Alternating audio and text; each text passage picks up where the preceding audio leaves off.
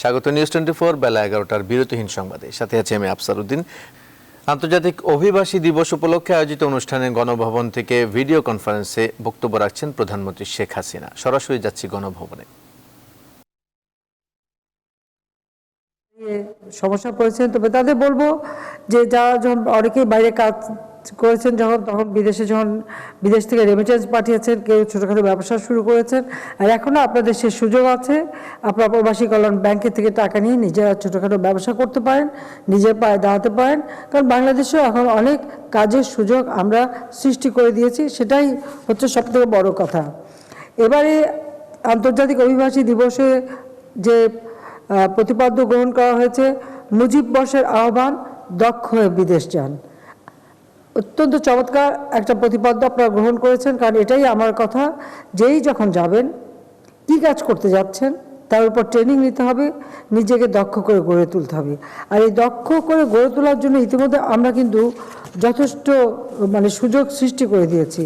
বাংলাদেশের বিভিন্ন জায়গায় আমরা যেমন ট্রেনিং সেন্টার করে দিচ্ছি, এবং যেমন আপনাদের প্রবাসী কল্যাণ মন্ত্রণালয়েরও আছে, তাছাড়া আমাদের যুব মন্ত্রণালয়, শ্রম মন্ত্রণালয় সহ বিভিন্ন মন্ত্রণালয়ের ভিত্তিতেই আমাদের কিন্তু ট্রেনিংয়ের ব্যবস্থা আছে।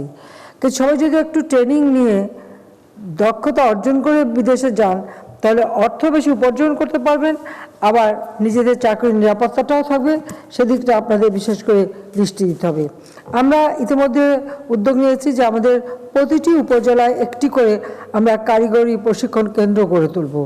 ইতিমধ্যে আমরা প্রায় 70টা ছিল, আরও 40টা সম্পন্ন হয়েছে, এবং আরও 100টা কারিগরি কেন্দ্র নির্মাণের প্রকল্প হাতে নেওয়া হয়েছে, যাতে নিজের এলাকায় বসে আপনারা প্রশিক্ষণ নিয়ে দক্ষ কারিগর হয়ে যেন বাইরে যেতে পারেন, যেন সেখানে যে কোনো রকম অপমানজনক অবস্থায় পড়তে না হয়, সেদিকে লক্ষ্য রেখেই আমরা এই ট্রেনিংয়ের ব্যবস্থাটা করে দিয়েছি। তাছাড়া যে যখন কাজ পাচ্ছেন, সে কী কাজে যাচ্ছে তাকে তার উপরেও একটু সীমিত আকারে ট্রেনিং দেওয়া হয়। তবে এক্ষেত্রে অনেকেই হয়তো সঠিকভাবে ট্রেনিংটা না নিয়ে কোনোভাবে একটা সার্টিফিকেট নিয়ে নেন, এবং তারপরে যে বিদেশে যে সমস্যায় পড়েন।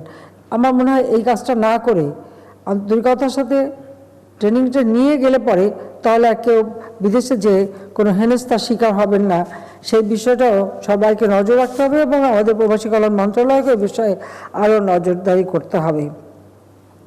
আমরা আমাদের যখনই আন্তর্জাতিক পর্যায়ে আমরা কথা বলেছি, সবসময় আমাদের প্রবাসী, বিশেষ করে অভিবাসী যারা এক একটা দেশে কাজ করে, আমরা সেই সব দেশের তাদেরকে এই কথাটাই জানাতে চেষ্টা করেছি যে আমাদের কর্মী যে দেশে যায়, তারা তাদের অর্থনীতিতে অবদান রাখছে, তারা তাদের দেশ গড়ায় ভূমিকা রাখছে, কাজে তাদেরও গুরুত্ব অপরিসীম।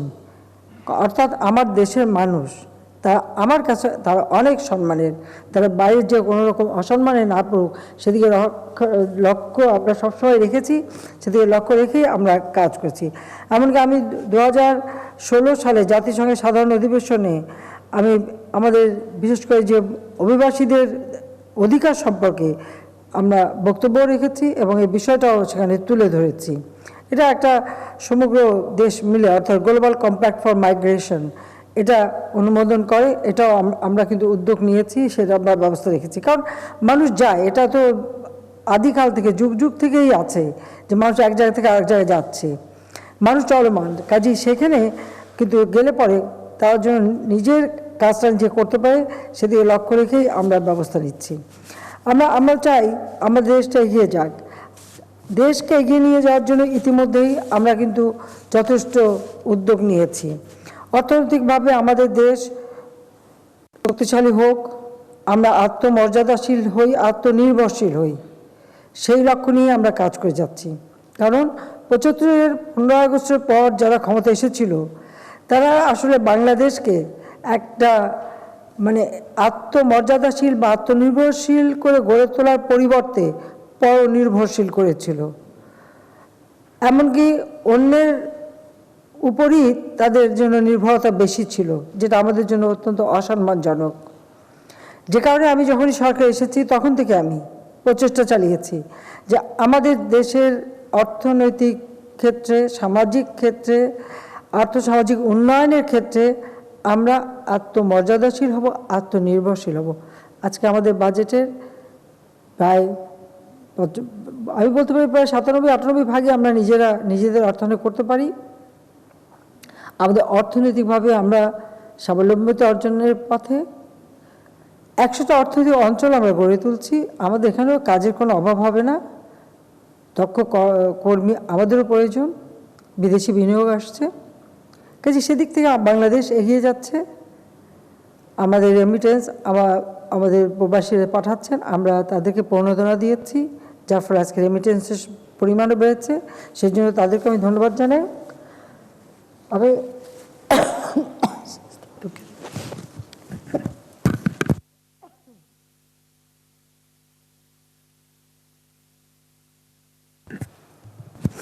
আমি একটা অনুরোধ করব, আমাদের এই শ্রমিক অভিবাসনের সঙ্গে যারা জড়িত, বিশেষ করে রিক্রুটিং এজেন্ট থেকে শুরু করে আমাদের মন্ত্রণালয়, তাদেরকে আমার অনুরোধ, এদেশের মানুষ কিন্তু মানুষ, সেভাবে তাদের মর্যাদা দিতে হবে। আর তাদের জন্য কোনো রকম সমস্যা না হয়। যারা বিদেশে যেতে চায় তাদের কর্মসংস্থান ঠিকমতো হচ্ছে কিনা, তাদের নিরাপত্তা ঠিকমতো আছে কিনা, বিশেষ করে আমাদের মেয়েরা যারা যায় তাদেরও নিরাপত্তার বিষয়টা, এটা সকলকেই লক্ষ্য রাখতে হবে। সেই জন্য এক্ষেত্রে আমাদের প্রবাসী কল্যাণ মন্ত্রণালয়ে যারা কর্মরত বা বিদেশে কর্মী প্রেরণে যে সমস্ত সংগঠনগুলি আছেন, তাদেরকে আমি এইটুকু অনুরোধ করব যে আপনাদেরকে দায়িত্বশীলতার ভূমিকা পালন করতে হবে, কারণ দায়িত্বটা আপনাদের উপরে পড়তায়। আর আসলে মানুষ অনেক সময় নানা ধরনের কথা চিন্তা করে, ভাবে যে বিদেশে গেলে বোধহয় অনেক অর্থ উপার্জন করবে, সেখানে কিছু কিছু দালালের খপ্পরেও অনেকে পড়ে অন্ধকার পথে পা বাড়ায়। সেখানেও আমি তাদেরকে বলবো যে আপনারা এই ধরনের পরিস্থিতির শিকার হবেন না, দালালদের খপ্পরে পড়বেন না। আমরা প্রতিটি সমগ্র বাংলাদেশে আমরা যে ডিজিটাল সেন্টার করে দিয়েছি, তারই মাধ্যমে প্রবাসী কল্যাণ মন্ত্রণালয়ে নিবন্ধন করার সুযোগ আছে। আর এই নিবন্ধিত যারা যেখানে মানে কাজের সুযোগ হবে তাদেরকে সেখানে প্রেরণ করা হয়, কাজে সেজন্য ধৈর্য ধরতে হবে। কিন্তু যদি আপনারা কারো মানে প্ররোচনায় বিদেশে যে বিপদে পড়েন, সেটা নিজেদের জন্য, পরিবারের জন্য খুবই কষ্টকর, খুবই ক্ষতিকর। কিছুদিন আগে আপনারা জানেন যে লিবিয়াতে কতজনকে জীবন দিতে হলো। এই পরিস্থিতির শিকার জন্য আমার দেশের মানুষকে হতে না হয়। এখন আমাদের দেশে কাজেরও যেমন অভাব নেই, খাবারেরও অভাব নেই আল্লাহর রহমতে। কাজে এখন আর এই সোনার হরিণ ধরার পিছনে কেউ দয়া করে অন্ধের মতো ছুটবেন না। আপনারা নিবন্ধন করে তার মাধ্যমে যান, সেটাই আমরা চাই। আমরা প্রবাসী কর্মীদের সামগ্রিক কল্যাণ নিশ্চিত করার জন্য আমাদের সরকার বিভিন্ন পদক্ষেপ গ্রহণ করেছে। এমনকি যারা আটকে পড়েছিল তাদের আর্থিক সহায়তা প্রবাসী কল্যাণ মন্ত্রণালয়ের মাধ্যমে কিন্তু আমরা দিয়েছি, এবং আমাদের পররাষ্ট্র মন্ত্রণালয়ও এ ব্যাপারে যথেষ্ট খোঁজ রেখেছে। আর বিশেষ করে এখন করোনা ভাইরাসের কারণে আমি জানি অনেক জায়গায় অর্থনীতি স্থবির হয়ে গেছে, কাজে অনেকেই আজকে করোনার কালে কাজ হারাচ্ছেন।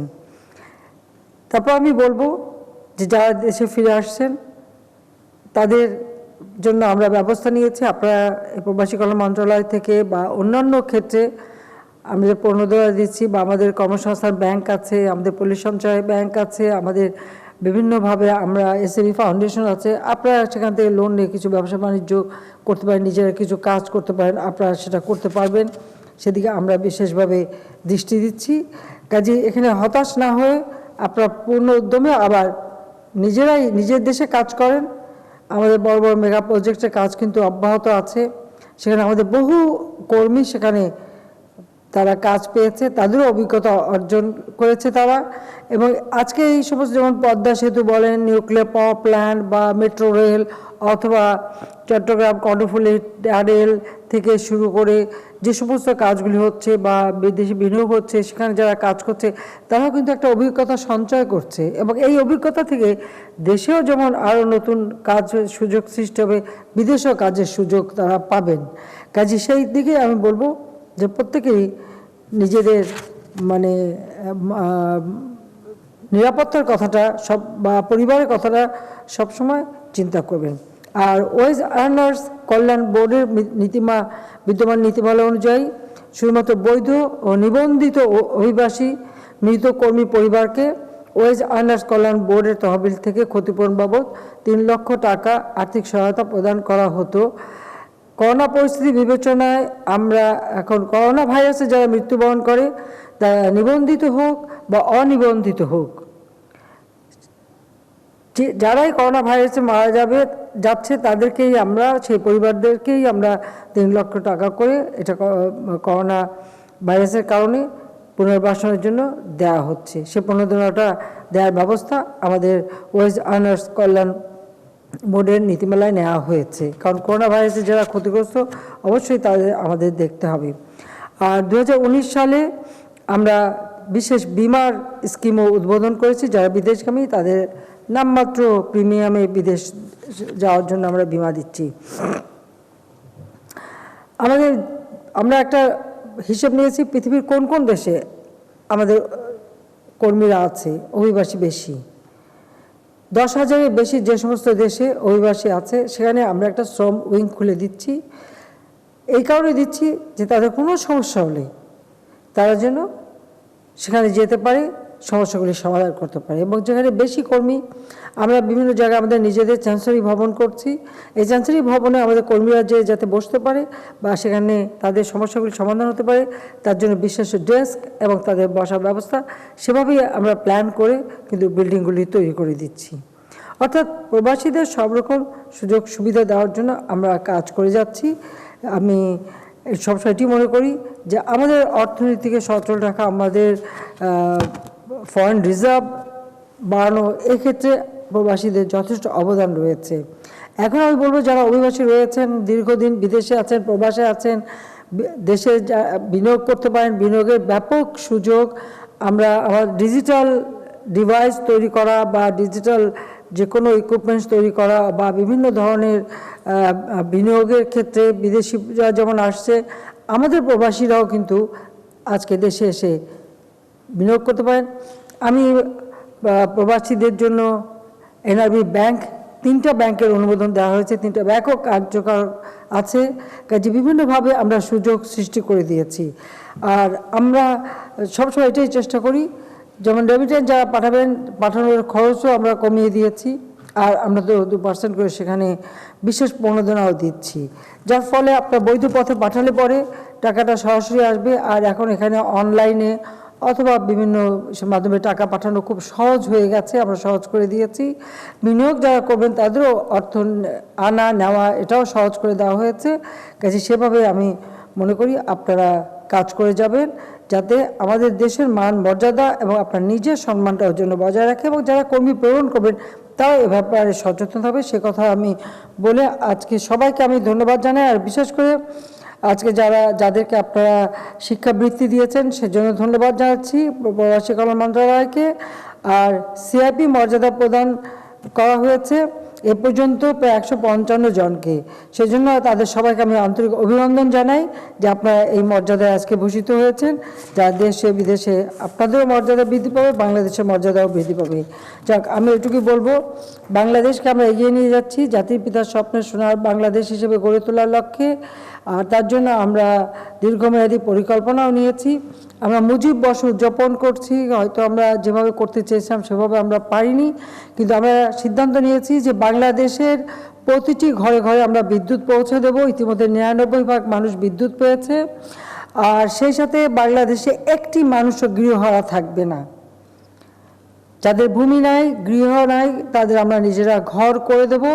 মুজিব বর্ষে এটাই আমাদের অঙ্গীকার যে এই বাংলাদেশে কোনো মানুষ গৃহহীন থাকবে না, ভূমিহীন থাকবে না, তাদের একটা ঠিকানা থাকবে, তাদের একটা মর্যাদাপূর্ণ জীবনযাপন যাতে করতে পারে সেই ব্যবস্থা আমরা করে দেব।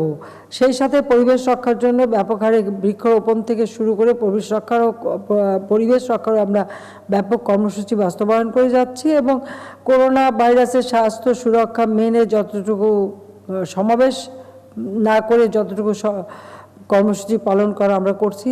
2021 সাল, 2020 জাতির পিতার জন্মশতবার্ষিকী, 2021 স্বাধীনতা সুবর্ণ জয়ন্তী, এই সুবর্ণ জয়ন্তী 50 বছর প্রতি একটি দেশের স্বাধীনতার জন্য, এটা আমাদের একটা বিরাট অর্জন। কাজেই সেই সুবর্ণ জয়ন্তী আমরা সেভাবে উদযাপন করব, কিন্তু করোনা ভাইরাস আমাদেরকে একটু বাধাগ্রস্ত করেছে। তারপরেও আমরা ডিজিটাল পদ্ধতিতে স্বাস্থ্য সুরক্ষা মানে যতটুকু আয়োজন করার আমরা তা করে যাব। কাজী স্বাধীনতা সুবর্ণ জয়ন্তী এবং মুজিব বর্ষ, এই সময় আপনাদের এই অভিবাসীদের যে অনুষ্ঠান, এই অনুষ্ঠানে যোগ দিতে পেরে আমি আনন্দিত। সবাইকে আমার আন্তরিক ধন্যবাদ জানাই। সবাই ভালো থাকেন, সুস্থ থাকেন, স্বাস্থ্য সুরক্ষা মেনে চলুন, এই কামনা করে সবাইকে ধন্যবাদ জানিয়ে আমার বক্তব্য এখানে শেষ করছি। জয় বাংলা, জয় বঙ্গবন্ধু, বাংলাদেশ চিরজীবী হোক। আন্তর্জাতিক অভিবাসী দিবস উপলক্ষে আয়োজিত অনুষ্ঠানে গণভবন থেকে ভিডিও কনফারেন্সে বক্তব্য রাখছিলেন প্রধানমন্ত্রী শেখ হাসিনা। আমরা সেখানে যুক্ত ছিলাম এতক্ষণ। 2009 থেকে 21 3 মেয়াদে আওয়ামী লীগ সরকার পার করছে এক যুগ। দীর্ঘ এই সময়ে বাংলাদেশের অর্থনীতির সূচক ঊর্ধ্বমুখী হয়েছে, অবকাঠামো খাতে দৃশ্যমান হয়েছে অভাবনীয় উন্নয়ন, কমে এসেছে দারিদ্র্য, বেড়েছে কৃষি উৎপাদন। শাহ আলী জয়ের রিপোর্ট। পরিবর্তনের অঙ্গীকার নিয়ে 2009 সালে ক্ষমতায় আসা আওয়ামী লীগ সরকার পার করছে টানা তৃতীয় মেয়াদ। বিশ্লেষকরা বলছেন, দীর্ঘ সময় ক্ষমতায় থাকার কারণে উন্নয়নের ধারাবাহিকতা বজায় রাখতে পেরেছে সরকার। এক যুগে অর্থনীতিতে সবচেয়ে বড় সাফল্য মধ্যম আয়ের তালিকায় নিজেদের স্থান করে নেয়া। এই সাফল্যের উপর ভর করে সরকারের লক্ষ্য 2041 সালে উন্নত দেশের কাতারে নিজেদের নাম লেখানো। যে পরিমাণ প্রবৃদ্ধি ঘটেছে এই পুরো 50 বছরে, তার 73% ঘটেছে এই গত 12 বছরে। 3 গুণেরও বেশি বেড়েছে আমাদের রেমিটেন্স, রিজার্ভ বেড়েছে প্রায় 6 গুণেরও বেশি, মূল্যস্ফীতি স্থিতিশীল ছিল 5-6 এর মধ্যেই রয়ে গেছে, মাথাপিছু আয় বেড়েছে অনেক গুণ। আওয়ামী লীগ সরকারের নির্বাচনী অঙ্গীকার অনুযায়ী তথ্য প্রযুক্তির মহাসড়কে যুক্ত হয়েছে তৃণমূলের প্রান্তিক জনগণ। বিদ্যুৎ সেবার আওতায় প্রায় 100% মানুষ। অবকাঠামো উন্নয়নের সবচেয়ে বড় বিজ্ঞাপন পদ্মা সেতু। দ্রুত গতিতে এগিয়ে চলেছে কর্ণফুলী টানেল, মেট্রো রেলের মতো অন্তত 10টি মেগা প্রকল্প। একমাত্র পদ্মা থেকে আমরা 1% জিডিপি যোগ করব। অন্যান্য প্রকল্প থেকেও যদি এরকম ভাবে আমরা জিডিপি যুক্ত করি, তাহলে কল্পনা করুন যে আগামী 2 বছরের মাথায় বাংলাদেশের প্রবৃদ্ধির হার কি হবে। ভারতের সঙ্গে বাংলাদেশের সীমান্ত নির্ধারণের পাশাপাশি ভারত ও মিয়ানমারের সঙ্গে সমুদ্র বিরোধ নিষ্পত্তি হয়েছে কোনো ধরনের বিবাদ ছাড়াই। ফলে খুলে গিয়েছে সমুদ্র অর্থনীতির দুয়ার। তবে বৈশ্বিক মহামারী করোনার ধাক্কায় অন্যান্য দেশের মতো কিছুটা বেসামাল হয় বাংলাদেশের অর্থনীতিও। সরকার বলছে, এই সংকট কাটিয়ে ওঠার সামর্থ্য আছে বাংলাদেশের। যেখানে অন্যরা নেগেটিভ মাইনাস প্রবৃদ্ধি এবং আমাদের প্রতিবেশী রাষ্ট্রগুলো, সেখানে আমরা পজিটিভ, এবং এই বছর 6 মাস পার হয়ে গেছে, যা রিপোর্ট পাচ্ছি আমাদের পজিটিভ ট্রেন্ডটা আর বেটার হচ্ছে। যেমন রপ্তানি অলরেডি ঘুরে দাঁড়িয়ে গেছে। এক যুগ সময়ে রাজনীতির মাঠে চড়াই উতরাই থাকলেও ফসলের মাঠে হার মানেনি বাংলার কৃষক। খাদ্য উদ্বৃত্ত বাংলাদেশের নাম ধান, মাছ, সবজি উৎপাদনকারী দেশগুলোর তালিকার শীর্ষ কাতারে। শাহ আলী জয়, নিউজ 24, ঢাকা। টানা ক্ষমতার এক যুগে পা রাখছে আওয়ামী লীগ নেতৃত্বাধীন সরকার। অর্থনীতি ও রাজনীতি বিশ্লেষকদের মতে এই দীর্ঘ সময়ে সরকারের বড় সফলতা মেগা প্রকল্পগুলোর দৃশ্যমান বাস্তবায়ন। সামাজিক ও অর্থনৈতিক বিভিন্ন সূচকে এগিয়ে যাওয়ার পাশাপাশি সাধারণ মানুষের মন জয়ে বড় ভূমিকা রেখেছে এসব প্রকল্প। এছাড়া নিজস্ব অর্থায়নে পদ্মা সেতু নির্মাণের মতো সাহসী সিদ্ধান্ত তাক লাগিয়েছে বিশ্বকেও। লাকমিনা জেসমিন সোমার রিপোর্ট। নানা প্রতিকূলতা পেরিয়ে দিগন্তের উপর মাথা উঁচু করে দাঁড়িয়েছে স্বপ্নের পদ্মা সেতু। 42টি খুঁটির উপর 6.15 কিলোমিটারের এই সেতু কেবলই একটি সেতু না, বাংলাদেশের মাথা নত না করার প্রতীক। চলতি বছর খুলে দেওয়া হয়েছে ঢাকা মাওয়া ভাঙা দেশের প্রথম এক্সপ্রেসওয়ে, যে কারণে এখন রাজধানী থেকে তুলনামূলক কাছে মাওয়া, আর নদী পার হলেই দক্ষিণাঞ্চলের জনপদ। করোনার ছবলে কিছুটা থমকে গেলেও থেমে নেই রাজধানীর 3 মেগা প্রকল্প, মেট্রো রেল, এলিভেটেড এক্সপ্রেসওয়ে এবং বাস র্যাপিড ট্রানজেকশন BRT। যানজটে নাকাল ব্যস্ত রাজধানীতে স্বস্তি ফেরাবে সরকারের এই প্রকল্পগুলো, পাল্টে যাবে ঢাকার পুরো দৃশ্যপট। আমাদের যে টার্গেট অনুযায়ী আমরা 2023 জুনে শেষ হওয়ার কথা, আমরা সেই লক্ষ্যে আগাচ্ছি।